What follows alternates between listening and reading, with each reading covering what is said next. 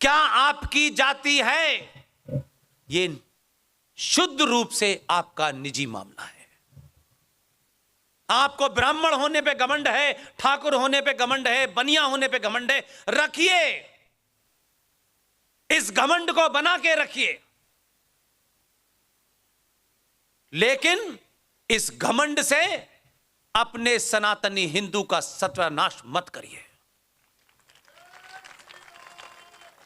आपको ठेकेदारों ने कभी इस बात की तरफ इशारा करके नहीं बताया, क्योंकि वो मूर्ख समझते हैं कि भारत 1947 में पैदा हुआ है। वो ये आज भी आपको ऐसे ही, क्योंकि उन्होंने पैदा होते ही, अब लोग कहते हैं कि सनातन तो अनादिकाल से था, भारत अनादिकाल से था, जिसका जिक्र कर्नल आर सिंह साहब ने करा। हिंद महासागर से लेके, गंगा नदी से लेकर के, हिमालय पर्वत से लेकर के सारी बातें कहीं, लेकिन हम इन विषय को उठाने से क्यों डरते हैं? क्या यह डर इसलिए है कि कोई नाराज हो जाएगा? मैं फिर कहता हूं, जिस दिन नाराजगी की किसी की चिंता मिट जाएगी, उस दिन इस देश में करोड़ों मोदी और योगी पैदा हो जाएंगे।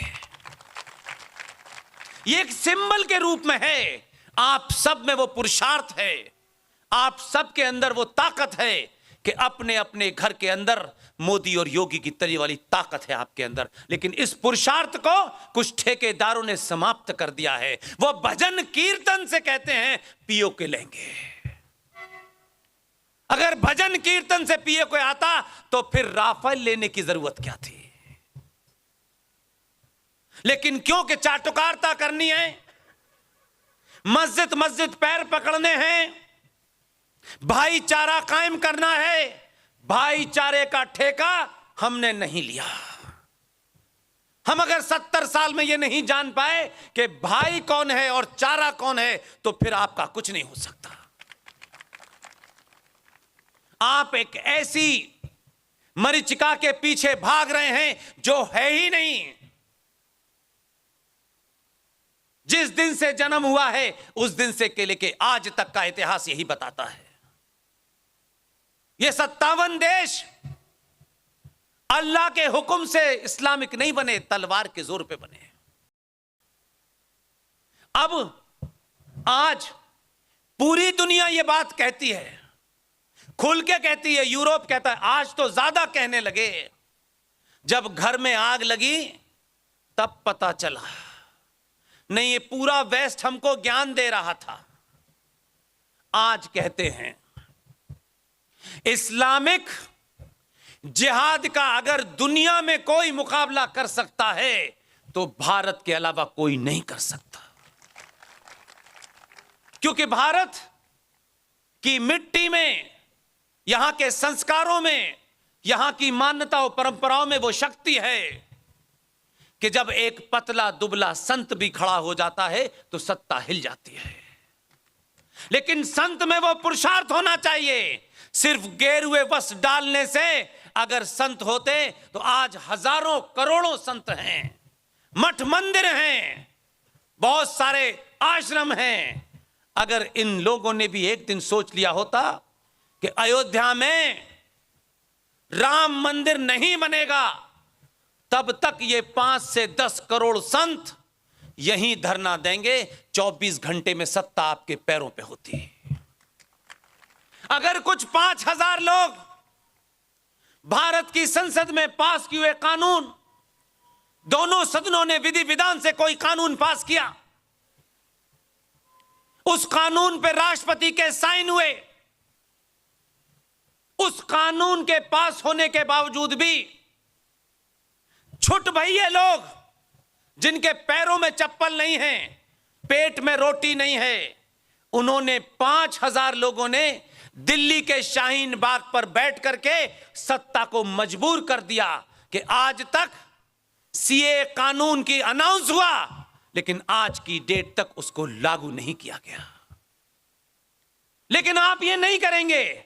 आपसे अगर ये कह दिया जाए कि धरना देना है सेक्रेटेरिएट के खिलाफ, हमारी तनख्वाह 10,000 रुपए बढ़नी है, तो आप 1 नहीं 6 महीने तक बैठेंगे। इसी को कहते हैं अपने स्वार्थों से ऊपर उठिए। हम राष्ट्र की बात बहुत करते हैं, लेकिन राष्ट्र के लिए 1 घंटा देने को तैयार नहीं है। इसलिए बदले हुए भारत में मैं खुश हूं। सूरत में 10,000 लोग रात के 2 बजे तक भी सुनते हैं। इसलिए नहीं आ पाए हैं कि हम आपकी कोई सिफारिश किसी से करने जा रहे हैं या हमारी तस्वीर आप कहीं डालेंगी तो आपको कोई फायदा हो जाएगा। हम कभी कभी यह भी मानते हैं कि हमारी तस्वीर देख करके लोग आपसे भी दूरी बना लेंगे, और जिसको दूरी बनानी हो आप याद रखिएगा, वो दूरी आपके लिए फायदेमंद है। इसलिए कि आपको पता तो चल गया कि आप किस भ्रम में जी रहे थे।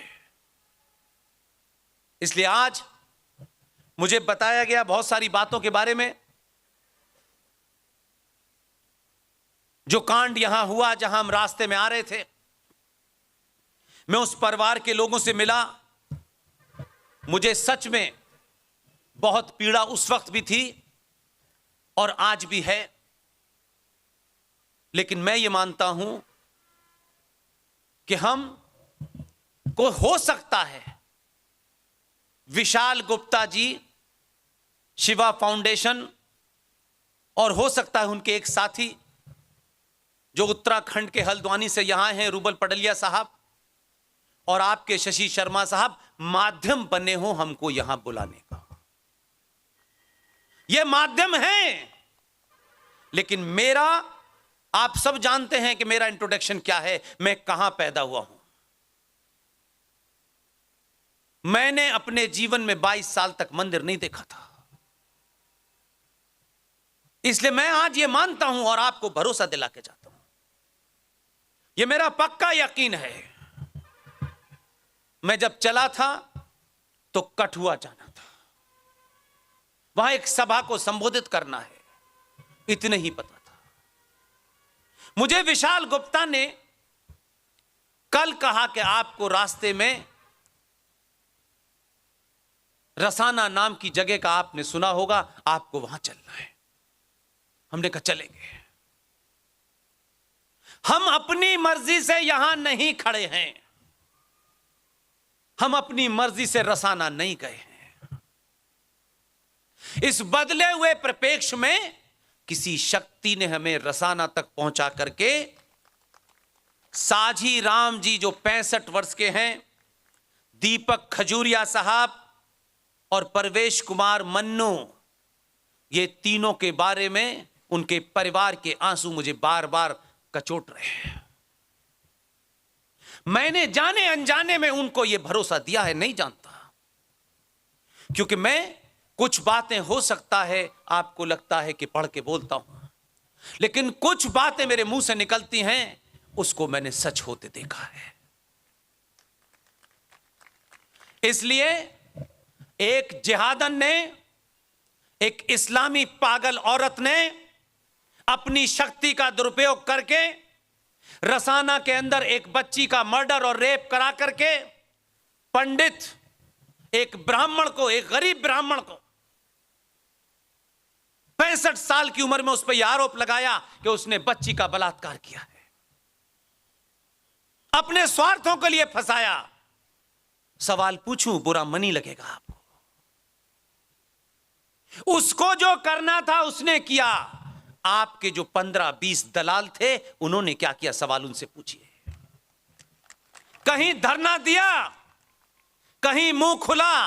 इसलिए मैंने कहा कि एमएलए बनने का लालच, मंत्री बनने का लालच, लालच आदमी की जबान पे ताला लगा देता है, और जिसको लालच नहीं होता वो चिल्ला चिल्ला के घर में घुस के बोलता है। इसलिए मेरा यह विश्वास है कि मेरी जब भी अगली यात्रा होगी,